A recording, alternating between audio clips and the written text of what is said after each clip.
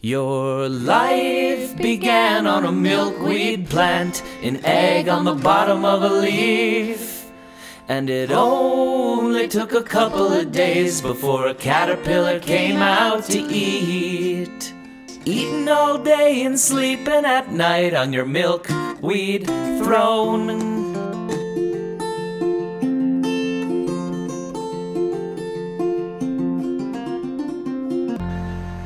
I call milkweed the supermarket of the fields because it has so many medicinal, practical, and culinary uses.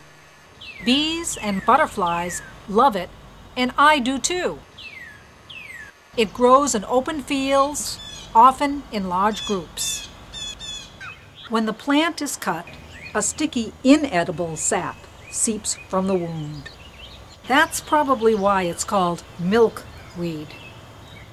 Numerous species of milkweed grow in the United States, and some aren't fit for consumption. However, the one I'm spotlighting here, common milkweed, Asclepias syriaca, is edible, though some people think it's toxic. The reason is the phytochemicals present in the inedible milkweeds and dogbane can inhibit the function of the heart muscle.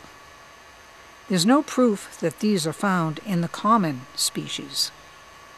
This plant has been eaten for years by indigenous groups, and me, without adverse effects. If this information bothers you, don't eat the plant, or try a small bite to see how you react. Although its young shoots are edible, they resemble those of the poisonous dogbane. Here's how to differentiate them. Milkweed stems are hollow when cut across, and dogbane stems are solid. Milkweed leaves and stems have tiny hairs.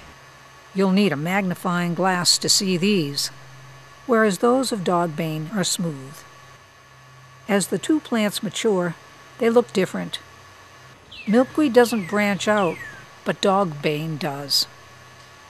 Milkweed stems are green, and many dogbane stems have a red tinge. Plus, milkweed flower clusters and dogbane's flowers look completely different. The resemblance between the two plants in their early stages is one reason I don't bother with the shoots. But my main concern is that young milkweed leaves are the primary food source of monarch butterfly caterpillars. The adult monarch lays her tiny eggs on the underside of the leaves. See the white dot on the right area of the leaf? When the caterpillars emerge, they have a ready-made food source available. Because I want to be sure the caterpillars have plenty to eat, I'm going to concentrate on different parts of the plant which they don't eat. Look for the young bud clusters in early June. They resemble broccoli and should be gathered when tightly closed. Wear gloves if you don't want sticky fingers. Their color ranges from pale to pinkish green. They turn an olive green color when cooked. Cover the buds with boiling water. Cook for 4 to 5 minutes and drain. These cooked buds can be served plain as a vegetable, mixed into casseroles, or used in a salad like this one. To make it, take about 30 cooked and cooled buds that have been drained well, add 1 cup corn, some chopped red onion, 1 finely chopped small carrot, and a little bit of chopped radish. Cover these vegetables with a dressing of a ½ cup olive oil, a ¼ cup lemon juice, a ½ teaspoon fresh chopped dill, 1 teaspoon Dijon mustard, 1 crushed garlic clove, pepper and turmeric to taste. For extra color, sprinkle it with Johnny Jump-Ups, milkweed flowers, and chopped rose petals. In mid to late June, the buds develop into strongly scented flower clusters. Their fragrance is so intense they could be marketed as a room freshener. Stand among these flowers for some instant aromatherapy. I usually cook milkweed to take away its milky latex. However, I eat the flowers raw.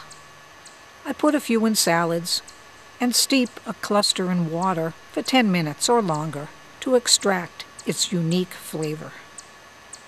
In July, these develop into small pods. The tiny raw ones can be eaten occasionally as a tasty nibble. The silky fluff inside hasn't developed yet.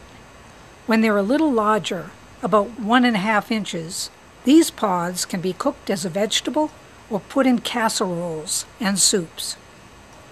When collecting pods, it's important to get immature ones whose seeds and silk threads are completely white before seeds start to turn brown and the silk becomes dry and fibrous.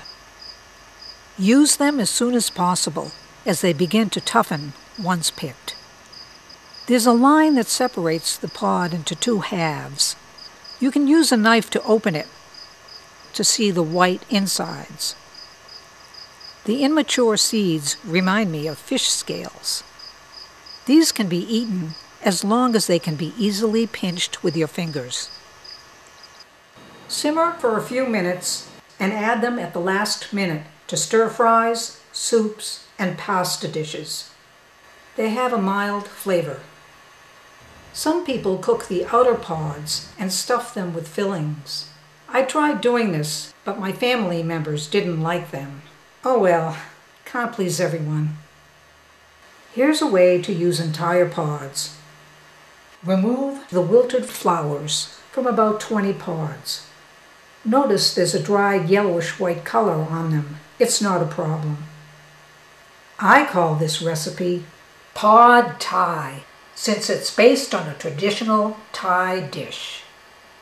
It involves cooking different vegetables separately and combining them with rice vermicelli noodles. Sauté 1/2 cup chopped baby bella mushrooms with 1/2 cup chopped shiitake mushrooms. Cook the milkweed pods. Sauté 1/2 cup chopped scallion tops and 1/4 cup chopped onions with 1 cup chopped bok choy bottoms. Put these items aside and keep them warm. They can all be put in one pan. Save any leftover broth. Then combine 1 can coconut milk with 1/2 cup of cilantro chutney, stirring over low heat. To this, add 1/2 cup chopped parsley, 1/2 cup chopped bok choy leaves, and a dash of soy sauce. Add 3 bricks of brown rice vermicelli into this and cook until they get soft. This takes about 15 minutes. Now add the previously cooked items, sprinkle with crushed peanuts, and serve. Feel free to experiment with ingredients. I did.